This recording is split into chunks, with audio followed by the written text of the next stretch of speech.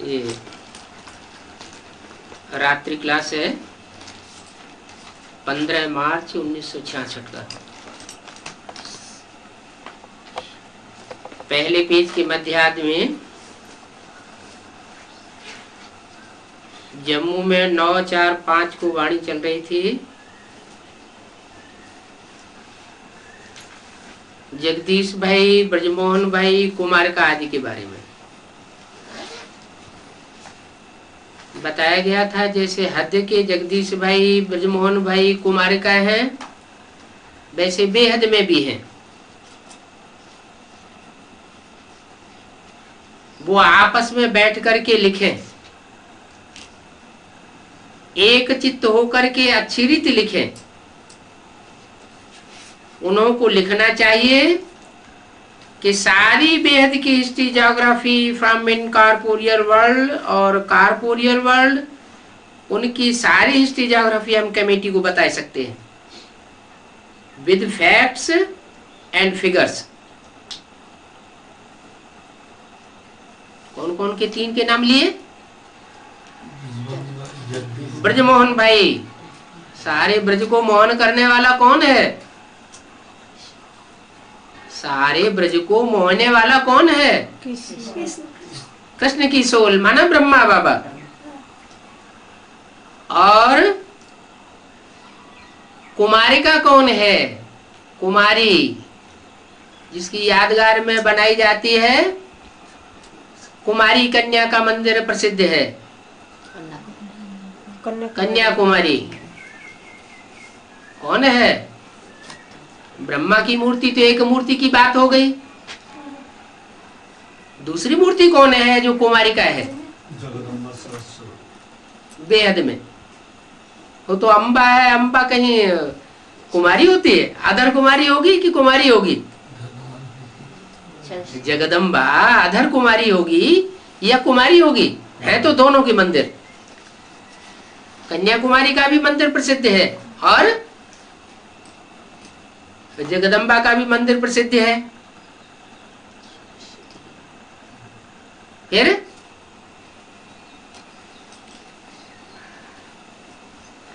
भारत के चरणों में कौन बैठा दिखाया गया है?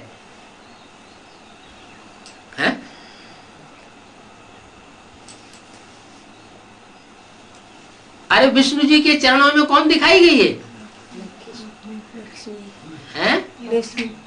हाँ, कुमारिका। और सरमाथे पर किसको बिठाया है? स्वर्ग के द्वार किसके द्वारा खोलने हैं? माताओं के द्वारा। तो माताओं में बड़ी माता कौन? जगदम्बा। लेकिन यहाँ जगदम्बा माता की बात नहीं है। किसकी बात है? कुमारिका। तो कुमारिका कौन है? संगम युगी है? लक्ष्मी। और जगदीश, जगत का ईश, सारे जगत का ईश्वर कौन? नारायण। कौन सा नारायण? संगम युगी नारायण है विश्व महाराजन या सतयुगी नारायण? संगम युगी विश्व महाराजन।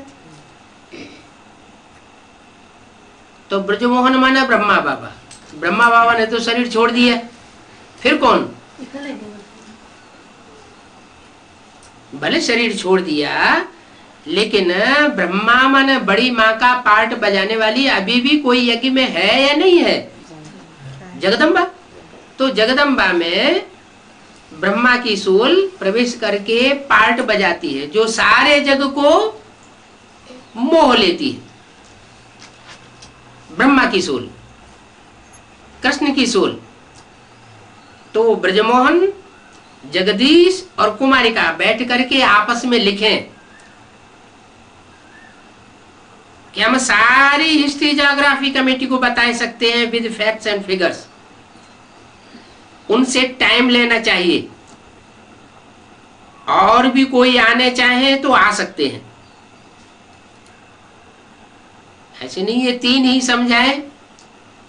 3 के अलावा कौन सी त्रिमूर्ति बताई? ब्रह्मा विष्णु शंकर की 3 मूर्ति के अलावा कोई और भी समझाना चाहे तो आ सकते हैं। ऐसे समझाने से ब्रह्मा कुमारियों का नाम अच्छा हो सकता है, अथवा कमेटी के नाम तो मिल सकते होंगे। प्रदर्शनी भी इंग्लिश में तैयार है, दिल्ली में प्रबंध भी सहज हो सकता है, उनको बुलाने का काम हो सकता है,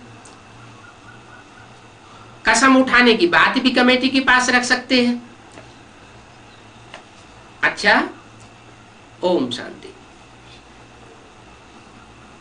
इसके बाद दिए हुए हैं 16/3/66 की वाणी के रहे हुए पॉइंट्स तो इतनी दी हुई है जो अच्छी रीति समझा सकते हैं। भारत क्या था, अब क्या बना है, इस पर भाषण करें तो सर्वव्यापी का ज्ञान और कृष्ण की बात सिद्ध हो जाए। क्या था भारत? सरताज था, विश्व का मालिक था।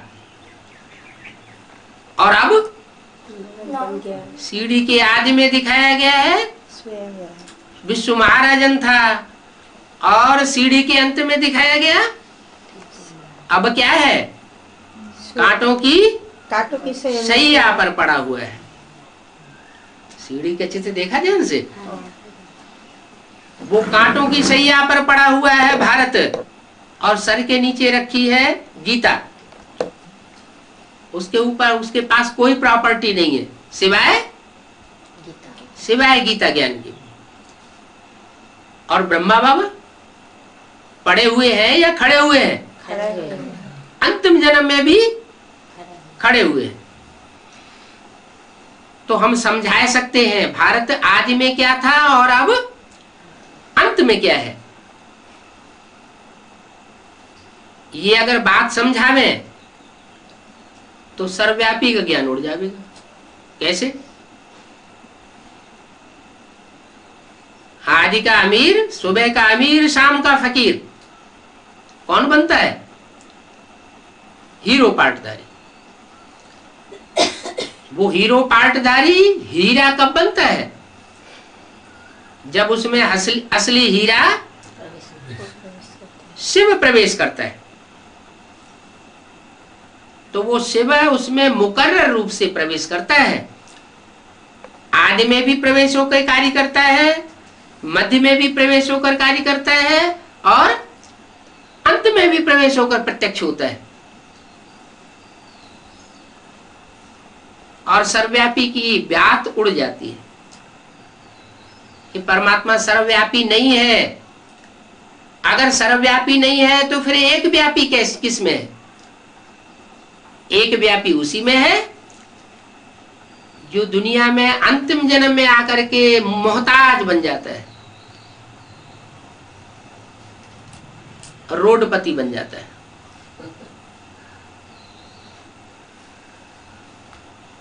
कृष्ण की बात भी सिद्ध हो जाएगी।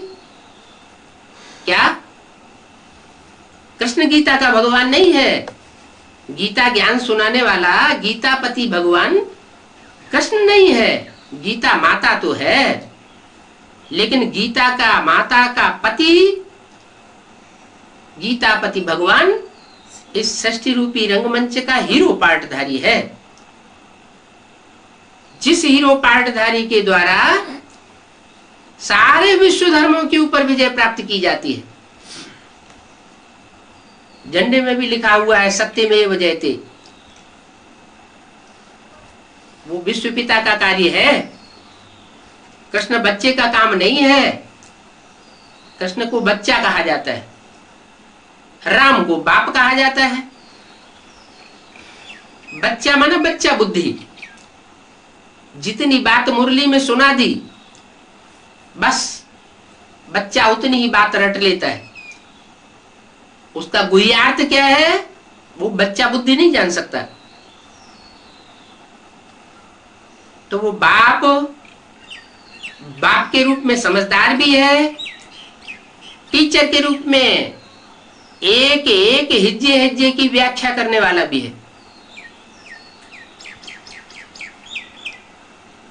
कोई कहे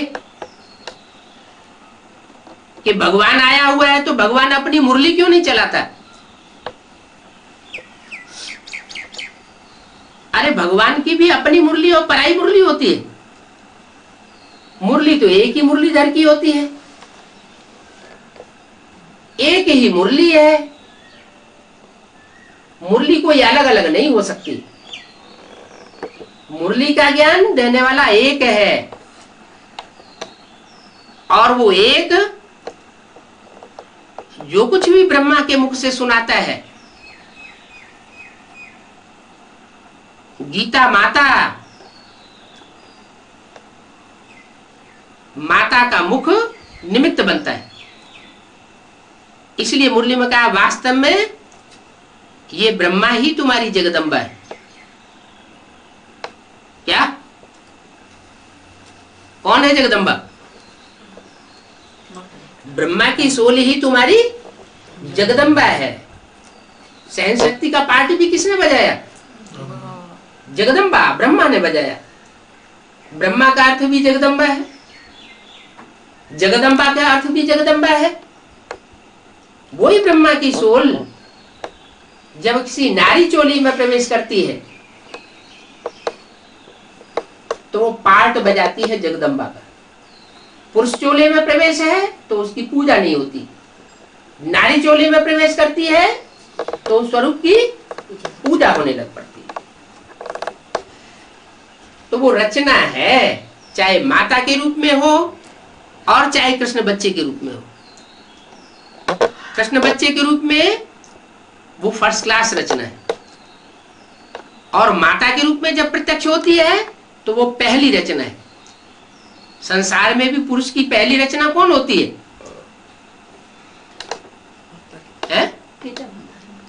पिता की, जो पिता बनता है उसकी पहली रचना कौन होता है? माता होती है। माता पहली रचना है जगदम्बा, लेकिन फर्स्ट क्लास रचना नहीं। फर्स्ट क्लास रचना कौन? कृष्ण बच्चा, माना ब्रह्मा बाबा। संगम युग में यज्ञ के आदि में जो भी माता पिता थे वो जगत पिता और जगदम्बा अथवा गीता माता थे। उनसे जो पहली रचना पैदा हुई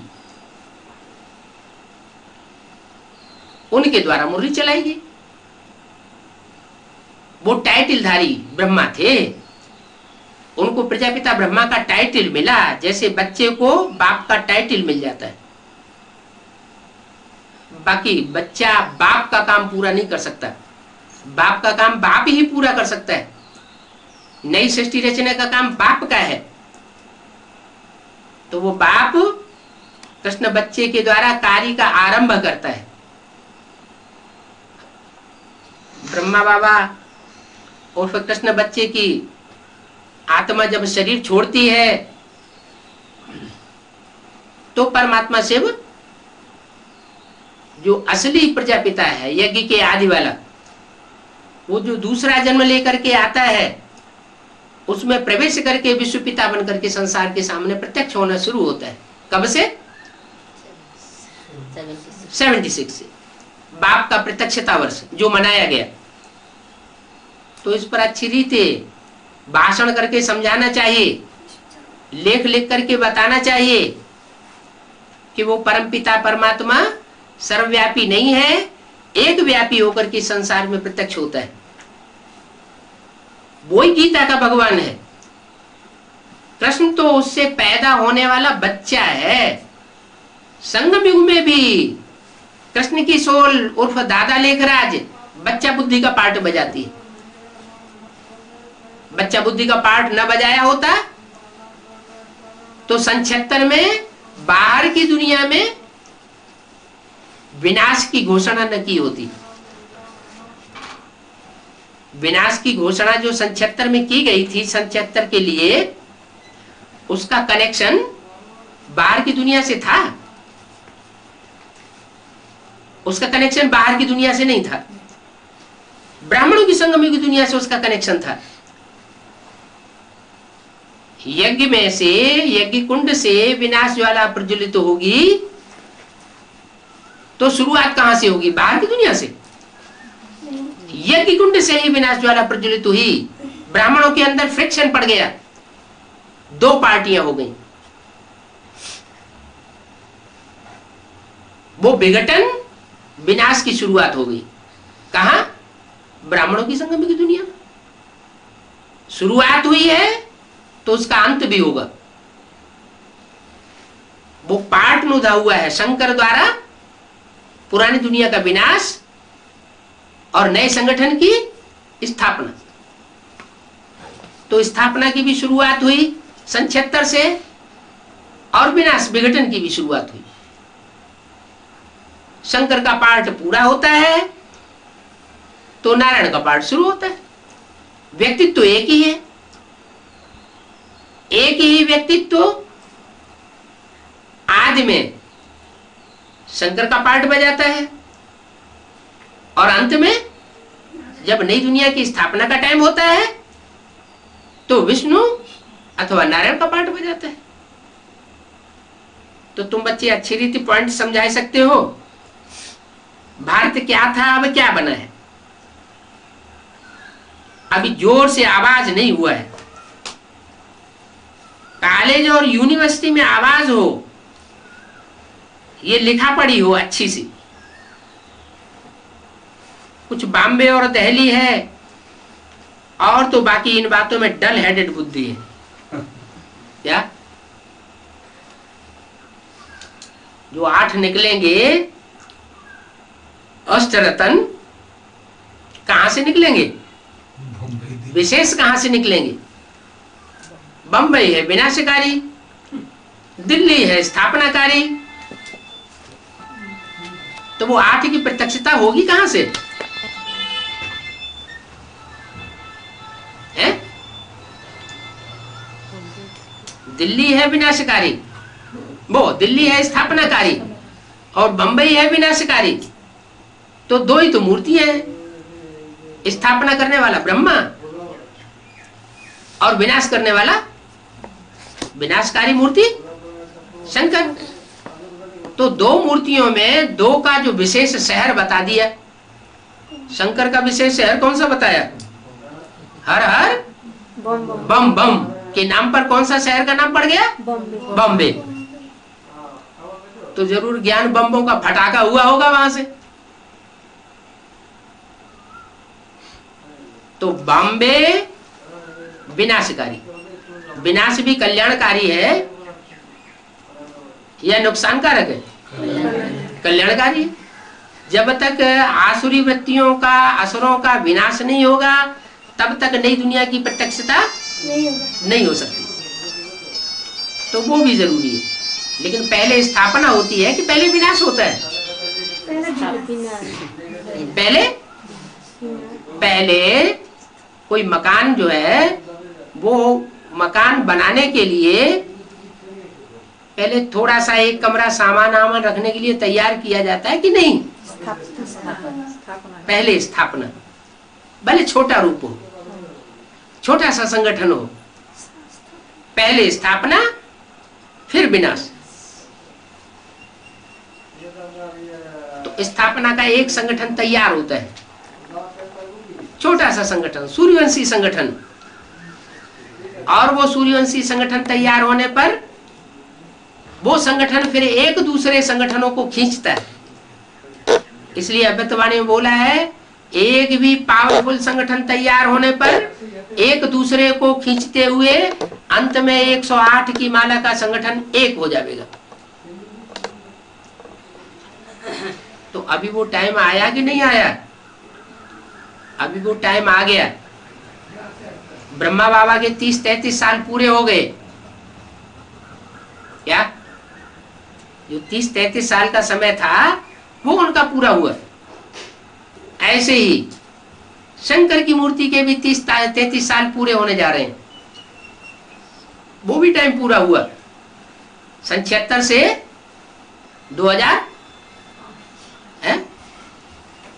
76 से 2006 तक। 2006 तक ये 30 साल पूरे हो रहे हैं ना, तो ये भी पूरा होने जा रहा है। अब एक तरफ विष्णु की मूर्ति प्रत्यक्ष होगी और दूसरी तरफ विनाश करा जा रहा।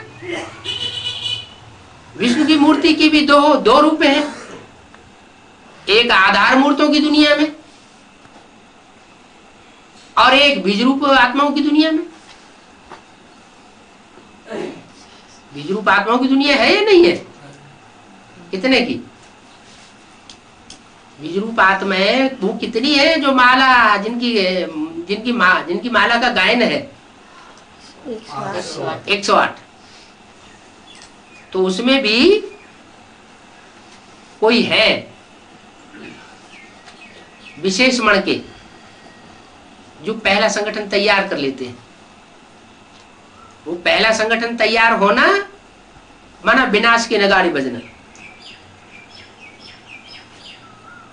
तो बताया कि दिल्ली और बंबई है वो कुछ है जहां से आवाज निकल सकती है,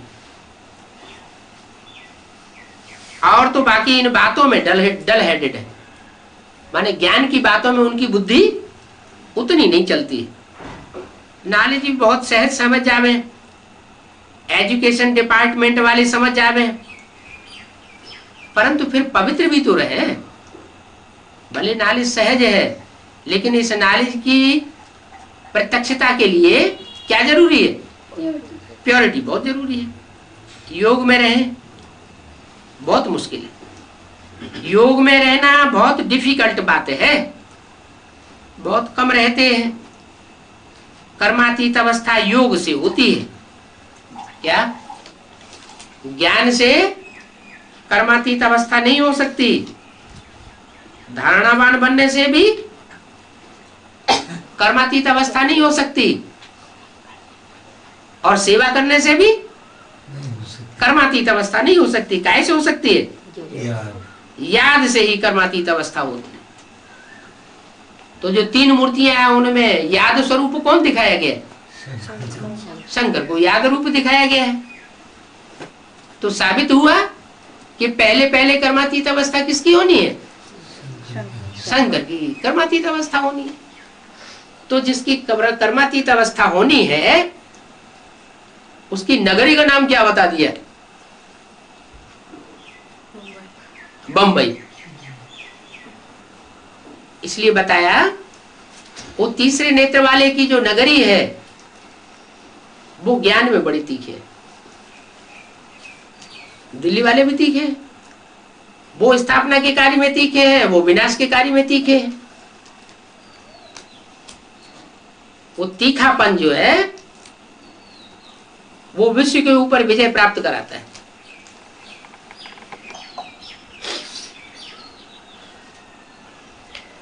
और बाप की याद खुशी मिलाती है। योग से कर्मातीत अवस्था होती है, कर्मातीत अवस्था हुई माना सब कार्य संपन्न स्वतः ही होने लगते हैं। याद खुशी में भी लाती है। बहुत सहज में सहज ये है। क्या क्या बात सहज में सहज है? याद करना। और अभी तो बोला याद में रहे बहुत मुश्किल है। दोनों बातें कैसे होंगी? कर्मातीत अवस्था हो जावे तो बहुत सहज है। जो पाप कर्म है पूर्व जन्मों के वो सारे ही भस्म हो जाए तो याद में रहना बहुत सहज है। और अगर कर्मातीत अवस्था नहीं हुई, पूर्व जन्म के किए हुए कर्मों का पापों का बोझ जो है वो आत्मा के ऊपर पड़ा हुआ है, तो याद में रहना बहुत मुश्किल है। कर्मातीत अवस्था हो जावे और लड़ाई शुरू हो जावे। कमाई में कोई भी शारीरिक तकलीफ नहीं है। अच्छा, मनुष्य से देवता बन जाना यह भी ज्ञान और योग का जादू है। क्या?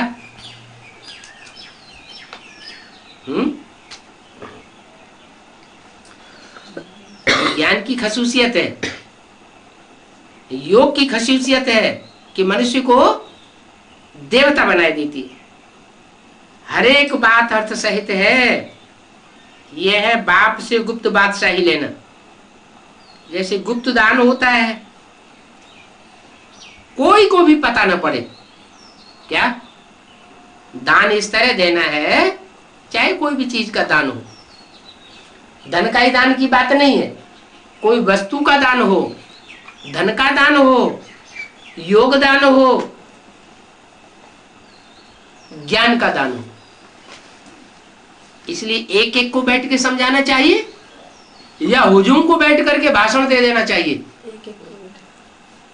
कौन सा दान श्रेष्ठ है? ज्ञान दान कौन सा दान श्रेष्ठ है? ज्ञान तो आजकल के बड़े बड़े धर्मगुरु जो हैं वो तो लाखों के मजे में बैठ करके ज्ञान दान दे देते हैं। तो प्रत्यक्ष हुआ है या गुप्त हुआ?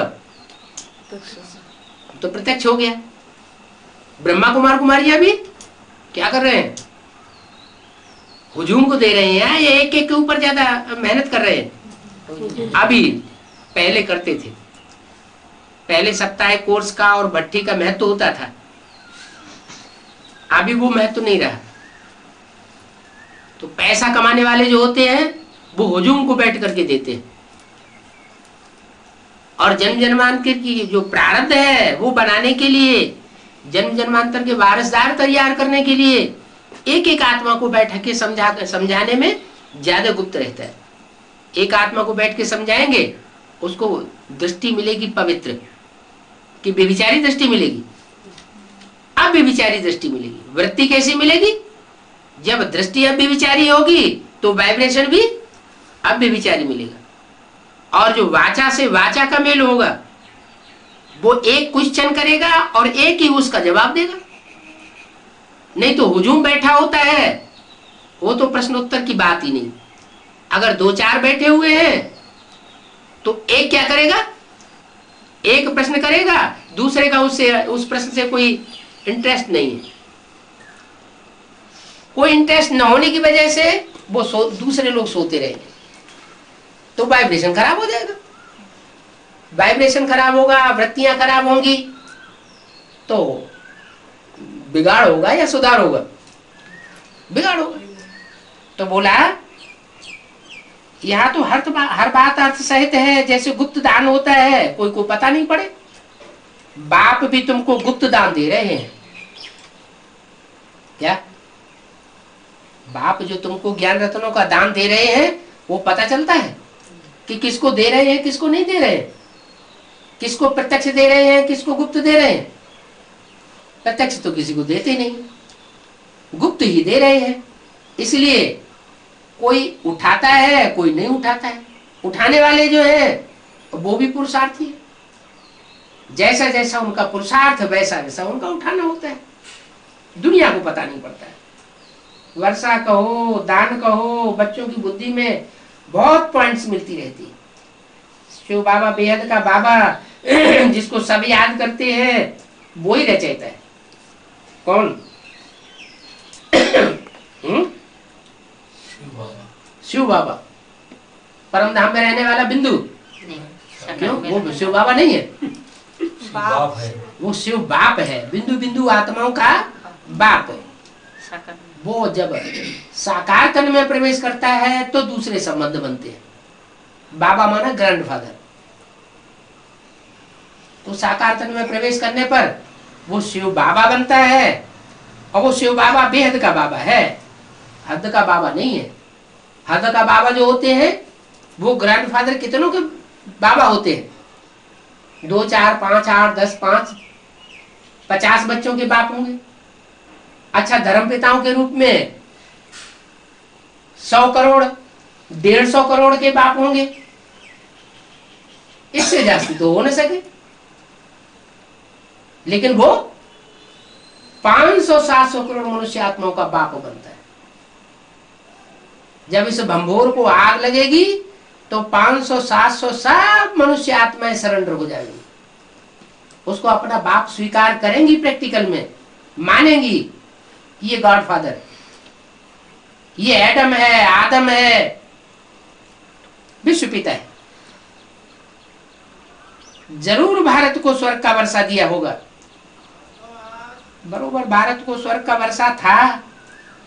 चित्र भी है, सतयुग था, अभी तो कलयुग है। कलयुग में सब पतित बन जाते हैं, हैं? सब माना 500 करोड़ मनुष्य आत्माएं तो पतित बनती हैं, लेकिन जो देव आत्माएं होती हैं वो भी पतित बन जाती है। देव आत्माएं भी पतित बनती है। देव आत्माओं में भी जो ऊंच से ऊंच पद पाने वाले हैं वो भी पतित बनते हैं। जो सारे विश्व का पिता था वो भी पतित बनता है। सब पतित बन जाते हैं। पाप आत्माओं की दुनिया बन जाती है। पाप आत्मा को फिर पुण्य आत्मा बनाना, ये सिवाय बाप के और कोई का काम नहीं हो सकता। क्या पाप आत्मा को पुण्यात्मा बनाने के लिए कौन चाहिए? वो भी सुप्रीम सोल बाप चाहिए। सुप्रीम सोल बाप मनुष्य सृष्टि के पिता में आकर के प्रवेश करता है और सारी ह्यूमैनिटी को पतित से पावन बनाता है। पाप आत्मा से पुण्य आत्मा बनाता है। पुण्य करने वाली आत्मा, दुआ दो और दुआ लो, खुश रहो और दूसरों को खुश रखो, न दुख दो और न दुख लो। तुम भी बहुत दान देते हो तो 21 जन्म पुण्यात्मा बन जाते हो। वहां 21 जन्म कोई भी पाप आत्मा नहीं बनता। फिर 21 जन्म जब पूरे होते हैं तो थोड़े पुण्यात्मा थोड़े पापात्मा बनते रहते। तुम ईश्वर को डायरेक्ट देते हो। क्या कहा? कारण क्या हुआ? पापात्मा से पुण्यात्मा बनने का फाउंडेशन क्या हुआ? क्या कार्य करते हो तुम जो तुम पापात्मा से पुण्यात्मा बनते हो? तुम अपना तन, तुम अपना मन, तुम अपना धन क्या करते हो? डायरेक्ट ईश्वर को देते हो। जो डायरेक्ट ईश्वर का पार्टधारी है उसके हाथ में देते हो, और कोई मनुष्य गुरु के हाथ में वो पावर नहीं सौंपते हो। न तन की पावर सौंपते हो, न धन की पावर सौंपते हो, और न जो मन के संकल्पों की पावर है वो भी और किसी के हाथ में नहीं सौंपते। तुम ऐसा पुण्य करते हो सो भी जो काम सच्चाई से किया जाता है वो सफलीभूत होता है। 21 जन्म के लिए पुण्यात्मा बन जाते हो। बाप समझाते हैं तुमको पापात्मा से पुण्यात्मा बनाया जाता है। क्या तुम पुण्यात्मा थे नहीं? आखिरी जन्म में थे पापात्मा। तन से, मन से, धन से, समय से, संपर्क से, संबंधियों से, सब तरीकों से तुम पाप ही करते थे। अभी तुमको पापात्मा से पुण्यात्मा बनाया जाता है। दान या पुण्य कितना करते हैं? देवताओं जैसा पुण्यात्मा कोई है नहीं, तो जरूर इतना दान किया है ना। क्या यहाँ कौन से देवताओं की बात है? सतयुग के देवताओं की बात है या संगम युग में जो देवताएं बन जाते हैं मनुष्य से देवता, उनकी बात है? वो कितने हैं टोटल याद वो संख्या में? 33 करोड़ की तो बात नहीं है। 9 लाख की भी बात नहीं है। 9 लाख में आधे तो जन्म लेने वाले हैं। 4.5 लाख है ऐसे जो पापात्मा से पुण्यात्मा इसी जन्म में बन जाते हैं। जरूर इतना दान किया है। कितना कि 84 जन्म लेने वाले पुण्यात्मा देवात्माएं बन जाते हैं। बलि चढ़ाया जाता है ना। बाबा ये सब कुछ आपका है। तो जब सब कुछ आपका है तो बड़े से बड़े पुण्यात्मा हो गए ना। भारत में दान पुण्य बहुत होता है। सबसे जास्ती पुण्य अभी होता है। क्या? न सतयुग में, न त्रेता में, न द्वापर में, न कलयुग में। कब? संगम युग में भी जब परमात्मा बाप के डायरेक्ट स्वरूप को तुम बच्चे पहचान लेते हो, तब तुम्हारा कहेंगे सबसे जास्ती पुण्य हुआ। तुम सब दान देते हो तो 21 जन्म पुण्यात्मा बनते हो। नंगे आए नंगे जाना है।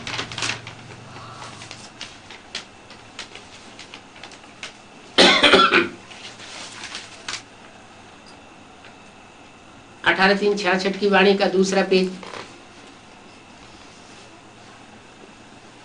इसलिए कहते हैं बाबा जो कुछ है आपका ही है। तो बाप कहते हैं ये नई दुनिया तुम्हारी है। तुम्हारा जो भी पुराना कखपन है, तुम कहते हो ये सब बाप का है। तो बाप कहते हैं जो नई दुनिया है वो सब तुम्हारी है। माने नई दुनिया का जो भी संगठन संसार के सामने प्रत्यक्ष होने वाला है, जिसे दुनिया में पैराडाइज कहा जाता है। अंग्रेज लोग उसे कहते हैं पैराडाइज, खुदा की करतूत। मुसलमान लोग उसे कहते हैं जन्नत। हिंदू लोग उसे कहते हैं बैकुंठ। बाप कहते हैं ये तुम्हारा है, हमारा नहीं है। जो कुछ है सब आपका है। यूं तो सब कुछ छोड़ना ही है। क्या? यूं तो भाई अभी नहीं छोड़ोगे। ज्ञान के आधार पर अगर तुम्हारी बुद्धि में इतना नहीं बैठता है कि हम स्वतः ही अपने आप सब कुछ छोड़ दें, तो भी क्या होगा अंत में? ये तन है, ये मन है, ये धन है, ये समय है, ये शक्तियां, ये देह के संबंधी, ये तुम्हारे साथ जाएंगे क्या? नहीं। विनाश होगा तो सबका सबका विनाश हो जाएगा। तो बोला यूं भी तो सब कुछ छोड़ना ही है। मृत्यु लोक का अब मृत्यु होना है। मृत्यु होता है तो सब कुछ दे दिया जाता है। आदमी की मौत होती है तो क्या करते हैं? कोर्ट में जाकर जो कुछ उनके पास होता है सब विल कर देते हैं। तो बाप भी तुमको विश्व की बादशाही विल कर देते हैं। समझते बहुत अच्छा है, परंतु इतना पुरुषार्थ करके ऊंच पद पावे, ऊंच वर्षा पावे, पुरुषार्थ करने वाले कम निकलते हैं। बाप जैसा पुरुषार्थ कराना चाहते हैं, ऐसा पुरुषार्थ करने वाले बच्चे बहुत थोड़े निकल रहे हैं। सीढ़ी पर समझाना बड़ा सहज है। पूज्य से पुजारी कैसे बनते हैं वो तुमको बाप बैठ समझाते हैं। 84 की सीढ़ी बहुत अच्छी है। पहले चित्रों पर समझाने के बाद फिर मुंह जवानी समझाओ तो भी बहुत तेरे समझ जावेंगे। एक बार चित्र देखा फिर दूसरों को भी समझाते रहेंगे। सीढ़ी देखी बुद्धि में बैठ जाता है। 84 जन्म हम ही लेते हैं। पहले हमको जाना है, फिर नंबरवार पुरुषार्थ अनुसार पद मिलता है। तो रात दिन का फर्क है। किसमें किसमें किसमें रात दिन का फर्क है? जो सीढ़ी की नॉलेज को गहराई से समझ लेते हैं, जिनकी बुद्धि में सीढ़ी की ज्ञान बैठ जाता है झट से, उनमें, और जो सीढ़ी की नॉलेज को नहीं समझ पाते हैं उतना गहराई से, उनमें रात दिन का फर्क है। क्योंकि सीढ़ी की नॉलेज को समझने वाले पक्के भारतवासी, उन्हें सीढ़ी का चित्र बहुत पसंद आवेगा। दूसरे धर्म वालों को सीढ़ी का चित्र उतना पसंद नहीं आवेगा। क्योंकि सीढ़ी के चित्र का हेडिंग क्या है? भारत के उत्थान और पतन की 84 जन्मों की कहानी। ये भारतवासी ही 84 जन्म लेते हैं। क्या राज की बात बताई कि जो पक्के भारतवासी हैं वो 84 जन्म लेते हैं, और जो कम जन्म लेने वाले हैं, जो सेकंड नारायण के राज्य में आवेंगे या थर्ड नारायण के राज्य में आवेंगे, मल्लू कुमार का दादी है या विश्व किशोर भाऊ थे, वो सतयुग में जाकर किसके वारसदार बनेंगे? कुमारिका दादी और विश्व किशोर भाऊ को मम्मा बाबा ने सारी अथॉरिटी सौंपी हुई थी ना। शरीर छोड़ने के बाद भी सारी अथॉरिटी किसके हाथ में है? यज्ञ की सारी अथॉरिटी किसके हाथ में रही? कुमारिका दादी की। जब तक विश्व किशोर भाऊ जीवित रहे बाबा ने उनके हाथ में सारी अथॉरिटी सौंपी। इतना जिम्मेवारी और किसी बच्चे के हाथ में नहीं सौंपी। तो यहां शूटिंग तो हो गई ना। तो सतयुग में उनकी गद्दी का मालिक कौन बनेगा? कौन बनेगा? जिसने यहां लिया होगा वही वहां भी लेगा। तो सेकंड नारायण बन जाता है। सेकंड नारायण और नारायण क्लियर हुए कि नहीं? हो गए। जो फर्स्ट नारायण है उसमें अव्वल नंबर का धर्मपिता प्रवेश करता है। अल्लाह अव्वल दीन, दीन माना धर्म, अव्वल नंबर दीन माना धर्म की स्थापना करने वाला प्रवेश करता है। इसमें अव्वल नंबर की नारायण। अव्वल नंबर का नारायण कौन? नरसे नारायण या नरसे प्रिंस? नरसे नारायण में अव्वल नंबर का धर्म पिता प्रवेश करता है अव्वल नंबर धर्म की स्थापना के लिए। तो 2 नंबर का धर्म पिता कौन है? अरे नंबर 2 का धर्म पिता कौन है? इब्राहिम। तो वो किस में प्रवेश करेगा? है? अरे शास्त्रों में जो गायन होता है वो पहले नंबर नारायण का है, नर नारायण का गायन है, या सेकंड, थर्ड, फोर्थ, 8 नारायण, 7 नारायणों का गायन है? 7 नारायणों का कोई गायन नहीं, कोई पूजन नहीं, कोई मंदिर नहीं। फर्स्ट नारायण का गायन है। तो दूसरे नारायण का गायन पूजन क्यों नहीं होता है? कोई कारण होगा ना। उनका कोई मंदिर क्यों नहीं होता है? कोई तो कारण होगा ना। अरे मंदिरों में जो पूजा होती है उस पूजा का कोई आधार होता है या नहीं? पूजा का क्या आधार है? अरे पूजा का आधार है प्योरिटी।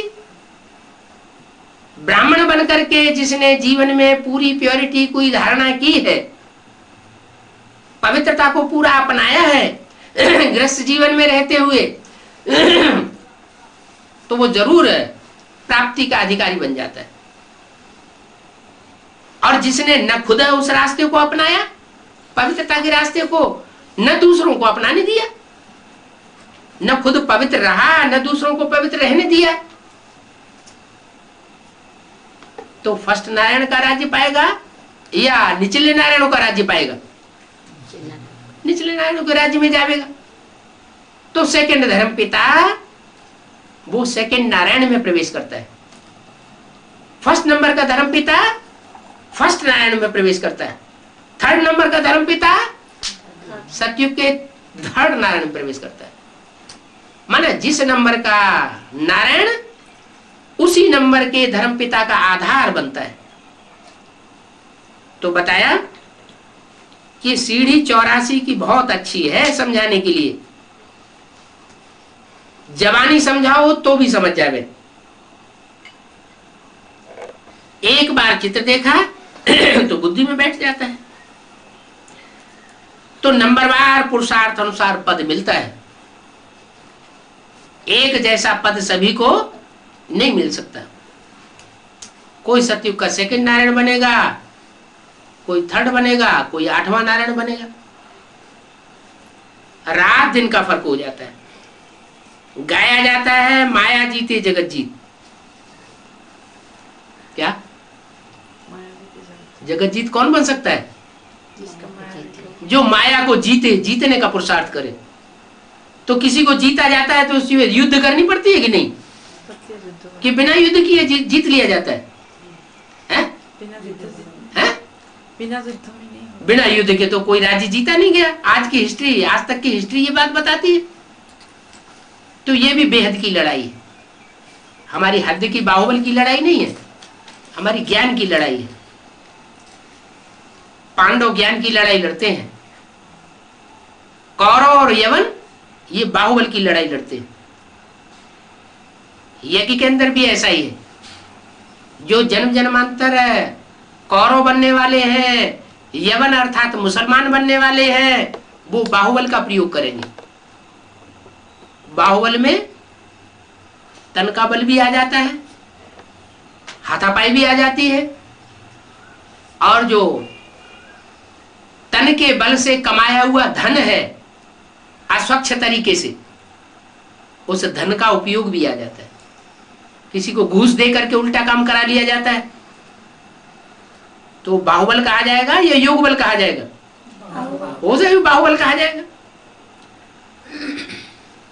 तो गाया जाता है माया जीते जगत जीत।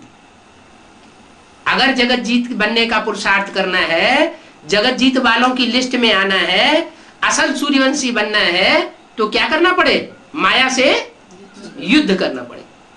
माया को बाबा क्या कहते हैं? माया बेटी। माया बेटी तो कोई पर्सनालिटी हुई ना, है? नहीं हुई। पर्सनालिटी कैसी कि उसके फॉलोअर्स ये समझते हैं बहुत ऊंचा पुरुषार्थी है, और बाबा ने उसको क्या नाम दे दिया? माया बेटी। ये पुरुषार्थी बहुत ऊंचा नहीं है, नंबर 2 के धर्मपिता का आधार बनने वाला है। उसमें जन्म जन्मांतर के जो इस्लामियत के संस्कार व्यभिचार के भरे हुए हैं, वो व्यभिचारी बनती है और दूसरों को व्यभिचारी बनाती है। नरक में गोते खाती है और दूसरों को नरक में गोते खिलाती है। ऐसा टाइटल दे दिया है। तो माया बेटी को जो जीतेंगे वो जगत जीत बनेंगे। ये युद्ध करना पड़ेगा। Gateway to heaven is Mahabharata कहा जाता है। माने महाभारत ग्रह युद्ध स्वर्ग के गेट खोलेगा। जो उस युद्ध में से पसार होगा वो स्वर्ग में प्रवेश करेगा। अगर युद्ध में से युद्ध करते हुए पसार न हुआ, क्रॉस न किया, तो स्वर्ग के गेट में घुस नहीं सकता। तुमको तो तमो प्रधान से सतो प्रधान बनना है। क्या ज्ञान का युद्ध तो करना है, लेकिन पहली शर्त क्या है? सतो प्रधान बनकर के युद्ध करना है। तामसी युद्ध नहीं करना है। पावन से पतित बनना, यानी 5 विकारों से, माया से हार खा जाना। पतित किसे कहा जाता है? तन से पतित, मन से पतित, धन से पतित। समय भी व्यर्थ गंवाए तो उसे भी कहेंगे पतित। समय नीचे गिरा, समय को गड्ढे में गंवाया, यह समय की वैल्यू की। जो समय को बर्बाद करता, आज की दुनिया में सबसे जास्ती वैल्यूएबल चीज कौन सी है? समय। धन की भी कोई वैल्यू नहीं रह गई, मनुष्य की भी कोई वैल्यू नहीं रह गई, संबंधियों की भी कोई वैल्यू नहीं रह गई, तन की भी कोई वैल्यू नहीं रह गई। बहुत से कुत्ते बादशाह हैं जो कारों में घूमते हैं, खीर पूड़ी खाते हैं। मनुष्य के तन की कोई वैल्यू नहीं है। समय की वैल्यू, क्योंकि अभी परमात्मा बाप आया हुआ है, लास्ट चांस चल रहा है, टू लेट का बोर्ड अभी नहीं लगा है। चाहे तो हम जन्म जन्मांतर की प्राप्ति परमात्मा बाप से कर सकते हैं, सुख संपत्ति की प्राप्ति कर सकते हैं। तो गाया जाता है माया जीते जगत जीत।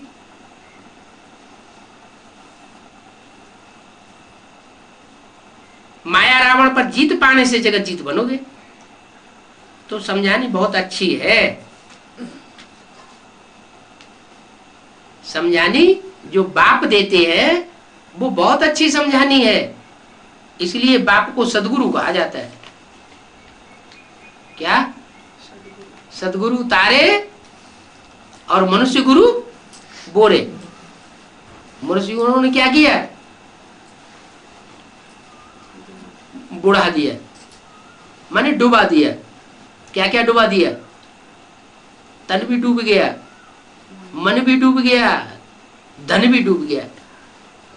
आज की दुनिया में जो कोई धनवान है वो पसीने की कमाई से धनवान नहीं बने। कौन सी कमाई से धनवान बने? ब्लैक मेल की जो कमाई है उससे धनवान बने। पसीने की कमाई से आज की दुनिया में कोई भी करोड़पति लखापति नहीं बन सकता।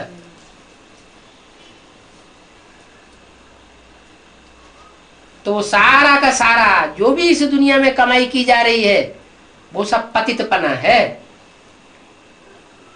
पावन तो बाप ही आकर के बनाते हैं। पतित माना नीचे गिरा हुआ, पावन माना ऊंचा उठा हुआ। तन की शक्ति क्षीण होती है माना पतित है। मोटी मोटी भाषा में देखा जाता है तो कह देते हैं कि विकार में गया तो पतित है। विकारी कर्मेंद्रियों से भोग किया तो पतित है नहीं। बाप ने तो बताया गृहस्थ जीवन में रहना है। गृहस्थ जीवन में रहना माना साथ साथ रहना, साथ साथ सोना, साथ साथ खाना, साथ साथ सारा कार्य करना। लेकिन कर्मेंद्रियों में क्षीणता ना आए, पतितपना ना आए। कर्मेंद्रियों से शक्ति क्षीण हुई माना न पतित हुआ। ऐसी जो शक्तियों से क्षीण होते हैं उनका तनबल भी क्षीण होता है। उनको बाप की याद आना बंद हो जाती है। क्या? मनन चिंतन मंथन चलना बंद हो जाता है तो मन भी क्षीण हो जाता है। तो पतितपने की और पावनपने की परिभाषा बहुत गहरी है। उस परिभाषा को सब कोई नहीं समझते हैं। कोई तो सन्यासी में सर बाग खड़े होते हैं, घरवाली छोड़ देते हैं, वो तो और भारी पाप हो गया। उसको सच्ची पवित्रता नहीं कहा जा सकता, वो कायरों की पवित्रता है। जैसे कोई 10 साल जेल में रहे और बाहर निकलने के बाद डिंग आके कि हमने 10 साल पवित्रता का ब्रह्मचर्य का पालन किया, तो ये उसकी डिंग हाँकना है। वास्तव में वो पवित्रता नहीं है, वो तो मजबूरी है। मजबूरी को थोड़ी पवित्रता कहा जाएगा।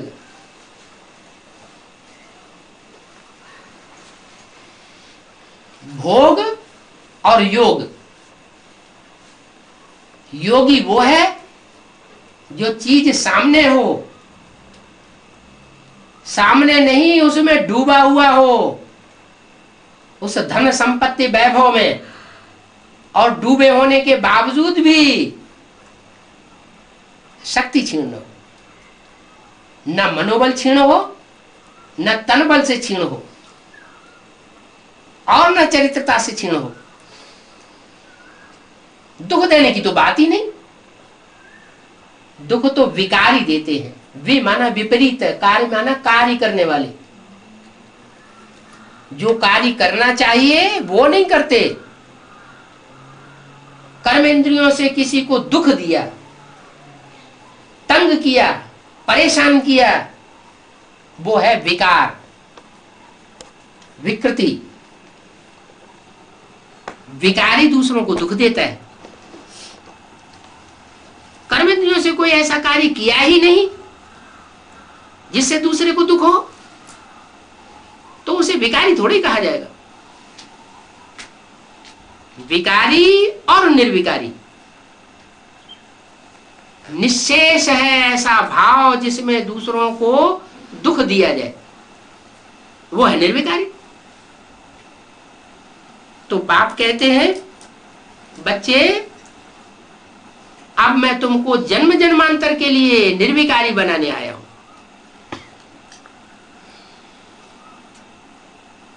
तुम श्रेष्ठ इंद्रियों से सुख भोगेंगे। नाक, आंख, कान, मुख, ये श्रेष्ठ इंद्रियां हैं। ये श्रेष्ठ इंद्रियों का जो सुख होगा वो सदा काल का सुख होगा। आज के टाइम में जो सुख भोगा जाता है वो विकारी सुख कहा जाता है, क्योंकि विकृति पैदा करता है। मैं तो श्रेष्ठ इंद्रियों का सुख भोगना तुमको सिखाया था,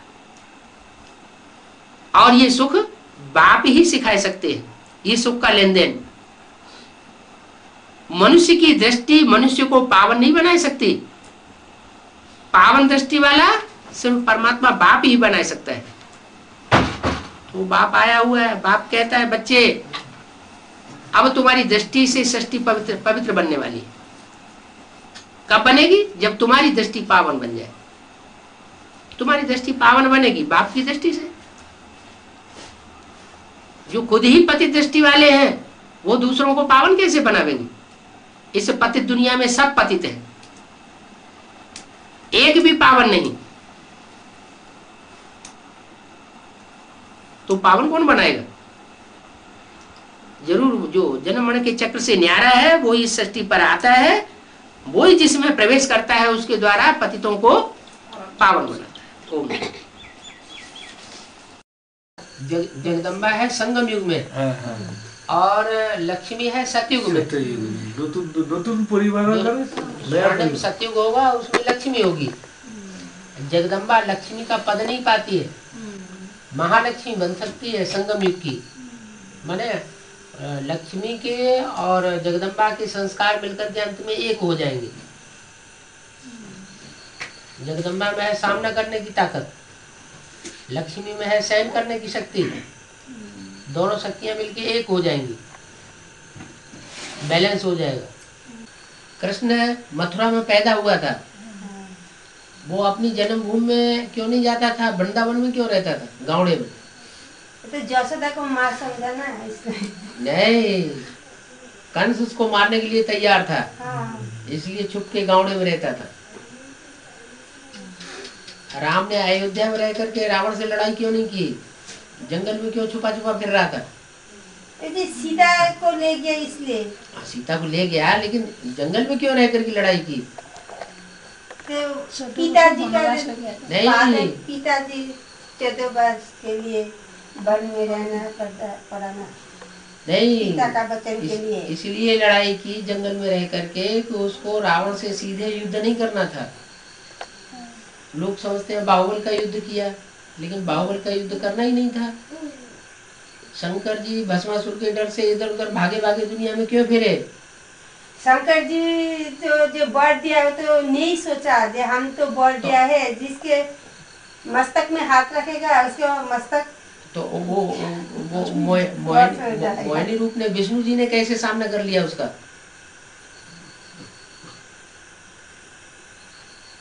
तो कभी कभी क्या है, बाहुबल से सीधी लड़ाई लड़ने की बजाय युक्ति से काम निकालना पड़ता है। अभी सन 98 का एक बार तो देखा हुआ है कि उन्होंने तो बाहुबल दिखा करके और रिश्वत दे करके प्रशासन को, पुलिस प्रशासन को, अखबार वालों को, और बाबा को जेल में डलवा दिया। अभी वही दोबारा गलती फिर करनी है। उनका मन में राज्य किसका है? मधुबन में भी माया आती है कि नहीं? माया का राज्य हो गया। उनके तो मन में इच्छा जाते ना जो बाबा को देखने के लिए, जो करने रहते हैं उधर में। बाबा कहते हैं अव्यक्त बन जाओ। कितने साल से बोल रहे हैं अव्यक्त हो जाओ, अव्यक्त हो जाओ। जो टीचर्स हैं वही अव्यक्त नहीं बनेंगे तो स्टूडेंट कैसे बनेंगे? अव्यक्त नहीं बनना है, बनना है तो कैसे बनेंगे? जब ऐसे नहीं बनेंगे तो ऐसे तो बनेंगे। अभी नहीं जाएगा है? कंपनी में नहीं जाएगा। जाएगा समझ नहीं है, लड़ाई पूरा होगा तो जाएगा। फरुखाबाद में भी मिलना बंद कर दिया, फिर चंडीगढ़ में भी मिलना बंद कर दिया, दिल्ली में भी मिलना बंद कर दिया। दिल्ली में पार्कों में मिलते थे, वो भी मिलना बंद कर दिया। तो माया कहती है कि मैं नहीं मिलूंगी तो मैं किसी को नहीं मिलने दूंगी। तो अब जब चारों तरफ से बंद हो गया तो बाबा को अभी बाबा घरों घरों में जाके मिल रहे हैं। एक बार ऑल इंडिया टूर लगाएगा तो कम से कम नहीं 100-200 आदमियों से मिलना हो जाएगा। अभी जम्मू हो गया 8-10 आदमियों से नए से मिलना हो गया। करने से क्या नहीं होता, हिम्मत है बच्चे बदले बाप। हिम्मत करो तो वो मदद कर देता है। इधर के जो बेसिक सेंटर है ना ज्यादा स्ट्रॉन्ग। हार्पिक जैसे भी कोई नहीं निकला। बेसिक सेंटर स्ट्रांग नहीं है, ये इस्लाम धर्म में और क्रिश्चियन धर्म में कन्वर्ट होने वाले स्ट्रांग है, और कभी दूसरे धर्म में कन्वर्ट नहीं होते। जो क्रिश्चियंस हैं और जो मुसलमान हैं वो कभी दूसरे धर्म की शास्त्रों को ज्ञान को नहीं सुनते, तो शूटिंग कर रहे हैं। कान में उंगली दे लो, उनका कहना है जब दादी मानेगी, कुमार का दादी, तो सब तब हम मानेंगे। तो जो जिस धर्म का होगा वो फॉलो करेगा ना, जो जिस धर्म का होगा वो उसी की बात मानेगा। और कुमार का दादी इस्लाम धर्म में जाने वाली है, मुसलमान धर्म में, तो वो उन्हीं की बात मानेंगे। मुरली तो बोला हुआ है, डायरेक्ट मुरली सुनेंगे तो फर्स्ट क्लास है, टेप रिकॉर्ड से सुनेंगे तो सेकंड क्लास है, और कागज में मुरली पढ़ेंगे सुनेंगे तो थर्ड क्लास मुरली। तो फर्स्ट क्लास मुरली कहाँ से मिले? जब पहचानेंगे तभी तो फर्स्ट क्लास मुरली मिलेगी। तुलसी गरीब निवाज की कोई न पूछे बात। तुलसीदास जी ने जब रामायण लिखी थी तो तुलसीदास जी की रामायण कोई सुनना नहीं चाहता था। ऐसे ही होता है, सच्चाई जब निकलती है तो उस समय उसका ज्यादा मान नहीं होता है, बाद में उसका बहुत मान होता है। जैसे यीशु ख्रिस्ट, हाँ जी, हाँ जी, पहले तो इतना मान नहीं है, ये सूली पे चढ़ा दिया, फिर बाद में अब दुनिया में सबसे कितना किताब निकला। अब दुनिया में सबसे ज्यादा संख्या क्रिश्चियन की है। माया जब चारों तरफ से कसती है। जो निश्चय पत्र है ना, वो देखने के बाद को गुस्सा आ गया। निश्चय पत्र ज्ञान में चल रही है, बेसिक उनको घर में बेसिक सेंटर है, तो उन्हें मुरली नहीं सुनते हैं। मुरली में तो लिखा हुआ है कि लिखवा लेना चाहिए। उनका एड्रेस बताओ कौन है, ऐसे नहीं मानना चाहिए। एक बार लिखा 100 बार बक्का। मुख से आदमी 100 बार बोल दे और एक बार लिख दे तो वो ज्यादा वैल्यूबल है। वो मानते नहीं है ना, तो मुरली को नहीं मानती ना। वो मुरली में जो बात लिखी हुई है, माउंट आबू की तो मुरली है, सब हिंदी में है। और असम वाले हिंदी जानते नहीं है उतनी, तो मुरली में क्या क्या बोला है उनको ये पता भी नहीं है। वो जैसा बता देंगे वैसा ही मानेंगे। 22 साल हो गया घर में सेंटर है। 22 साल में हिसाब कितना बना पढ़ाई लिखाई का? 0 है। छोड़ने वाले तो है ही नहीं, सारी दुनिया को साथ में लेके जाना है। जब पढ़ाई पढ़ाते हैं मुरली की, तो मुरली की पढ़ाई से, मुरली के पॉइंट से माना जा सकता है ना कि देखो मुरली में तो ये बात लिखी है। बेसिक का सेंटर जब बहन जी उधर में रहते हैं, वो लोग जैसे समझते हैं वही समझते हैं। देहधारियों को ना, बाबा की मुरली की तो फिदा नहीं है। मुरली के ऊपर फिदा होना चाहिए। मुरली से प्यार तो मुरलीधर से प्यार, देहधारियों से प्यार हो गया, और देहधारियों से प्राप्ति होगी। मुरली से प्यार होगा तो मुरलीधर से प्राप्ति होगी। गीता में भी तो लिखा है, जो भूत प्रेतों की पूजा करने वाले हैं भूत प्रेतों से प्राप्ति करते हैं, जो देवताओं की पूजा करने वाले हैं वो देवताओं से प्राप्ति करते हैं, जो मेरे उपासक हैं वो मेरे से डायरेक्ट प्राप्ति करते हैं। तो किससे प्राप्ति करना अच्छा है? आत्मा रूपी सुई की सारी कट उतरने पर तुम डायरेक्ट बाप से सीखोगे। माना कोई भविष्य में ऐसा टाइम आने वाला है ना, जो कुछ बच्चों को डायरेक्ट बाप पढ़ाएगा, और किसी देहधारी से नहीं पढ़ेंगे। 8वीं पास कर लेते हैं, 10वीं पास कर लेते हैं, चपरासी बन जाते हैं। नहीं आते गुंजा दादी तन में तो बोलते नहीं क्यों? क्या बाबा ने ब्रह्मा को तो आते हैं, तो बोलते हैं, बाबा तो बोलते हैं, देवताओं को इशारा दिया जाता है, और जो मनुष्य होते हैं उनको बोल के समझाया जाता है। यहाँ तो बोल के भी समझा रहे हैं अद्वैतवाणी में। बोलते तो हैं, बता तो दिया, जैसे तुम बच्चे सेवा स्थान चेंज करते हो वैसे बाप दादा ने भी सेवा स्थान चेंज किया है। और तो गांधारी ने जैसे जानबूझ करके पट्टा बांधा हुआ था आंखों पे, ऐसे जबरदस्ती सच्ची बात को न मानना, उसके लिए क्या किया जाए? अद्वैतवाणी में तो 20 बार बोला हुआ है। प्रकाशमणि दादी तो सब जानते हैं। प्रकाशमणि दादी ही तो गांधारी की तरह आंखों में पट्टी बांध करके बैठी हुई है जानबूझ के अड़ियल चुनाव की है। अभी तो उनको सुनाई भी नहीं पड़ता। एडवांस पार्टी के 10-15 लोग गए थे अंदर बात करने के लिए दादी से, तो कान की मशीन उतार के रख दी। भाई लोग बोलते रहे, वो अपने टब से सुनती रही, कोई जवाब नहीं।